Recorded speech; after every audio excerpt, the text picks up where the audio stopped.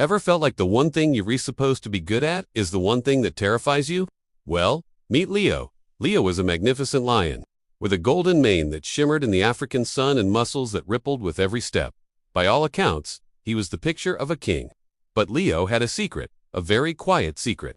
While all the other lions practiced their mighty roars, shaking the very ground of the savannah, Leo would just squeak. It wasn't just a small roar. It was a tiny, almost comical squeak, like a mouse that had swallowed a kazoo. And the worst part, the moment he heard it, even his own little squeak, he'd jump back, his heart pounding in his chest. A lion afraid of his own roar. Can you believe it? The other animals didn't understand. The monkeys would chatter from the trees. What's wrong with Leo? The zebras would whisper as he passed. He's supposed to be the king, but he sounds like a kitten. Leo tried to ignore them. He'd practice in secret, down by the river where the sound of the water might muffle his attempts.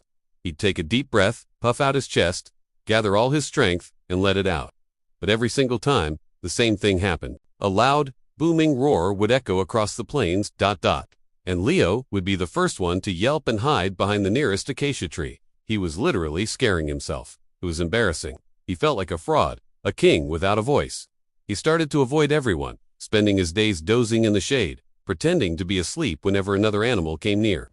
He figured if he never had to roar, he'd never have to face his fear. One scorching afternoon, as Leo was trying to nap away his anxieties, a faint sound drifted on the wind. It was a tiny, panicked cry, a whimper of pure distress. Leo's ears twitched.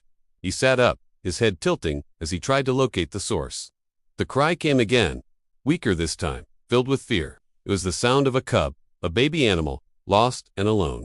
Peering through the tall grass, Leo saw it. A tiny baby elephant, no bigger than a large boulder, had wandered away from its herd and was now cornered by a pack of slinking, snarling hyenas. They were circling the little one, their laughter echoing ominously. The baby elephant trembled, trunk tucked in, big eyes wide with terror. Leo's heart lurched.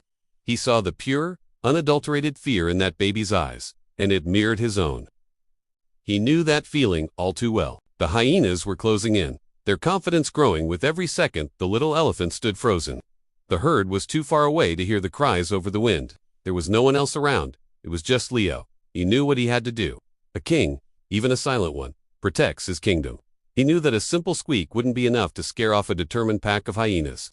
He needed a real roar, a king's roar. Every instinct screamed at him to run, to hide, to let someone else handle it. The familiar knot of fear tightened in his stomach. The thought of that loud, earth-shaking sound made his own fur stand on end. But then he looked at the baby elephant again. He saw its little legs shaking, heard its desperate sobs, and something inside him shifted. His fear for the cub suddenly became bigger than his fear for himself. This wasn't about him anymore. It was about doing what was right. He took a step forward, then another. The hyenas, noticing the approaching lion, paused their circling and turned to face him, their lips curling back in sneers. They weren't impressed. They'd heard Leo's pathetic squeaks before. One of them let out a mocking yip, as if to say, "What are you going to do? Squeak at us!" Leo closed his eyes. He didn't think about the sound. He didn't think about the echo, or the vibration, or the way it made his own ears ring. He thought only of the small, helpless life he needed to protect. He pictured the baby elephant, safe and sound, back with its mother. He pictured the hyenas running for the hills. He took the deepest breath of his entire life, filling his lungs until they felt like they would burst. He channeled every bit of his frustration, his embarrassment, and his newfound determination into that one single breath. And then, he let it all out. It wasn't a squeak, it wasn't a yelp. It was a force of nature, a thunderous, ground-shaking, sky-splitting roar that ripped through the silence of the savannah. The sound was so powerful it shook the leaves from the trees. It sent pebbles skittering across the ground. It was the roar of his ancestors, the roar of a true and mighty king. The hyenas froze, their smug grins wiped clean off their faces, replaced by pure shock and terror. They had never heard a sound so powerful. They didn't wait for a second one. With whimpers of their own, they tucked their tails between their legs and scattered in every direction, disappearing into the grasslands. Leo stood there for a moment, the echo of his own power ringing in his ears. But this time, he wasn't afraid. He felt ... strong. He felt alive. The little elephant, seeing its tormentors gone, let out a happy little trumpet and trotted over to Leo, nuzzling its head against his leg in gratitude. Leo gently nudged the little one back in the direction of its herd, watching until it was safely reunited. As the sun began to set, painting the sky in shades of orange and purple, Leo walked back towards his pride rock, his head held high. He wasn't just Leo the lion who was afraid of his roar anymore. He was Leo, the protector. He was Leo, the king. He had found his voice, not by trying to be loud, but by finding something worth roaring for. From that day on, Leo's roar was the most respected in all the savannah. Not just because of its volume, but because of the story behind it.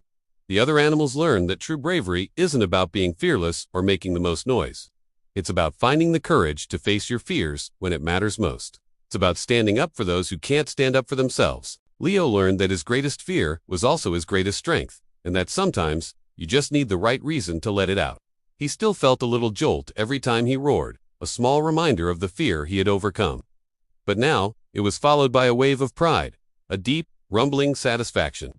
He was a king, not just of the savannah, but of his own fear. And so, the next time you feel small, or scared, or feel like your voice isn't strong enough, remember, Leo, remember that bravery isn't the absence of fear. Bravery is feeling the fear and doing it anyway. It's about finding your reason to roar. Thanks for watching, and don't forget to subscribe for more stories that inspire. See you next time.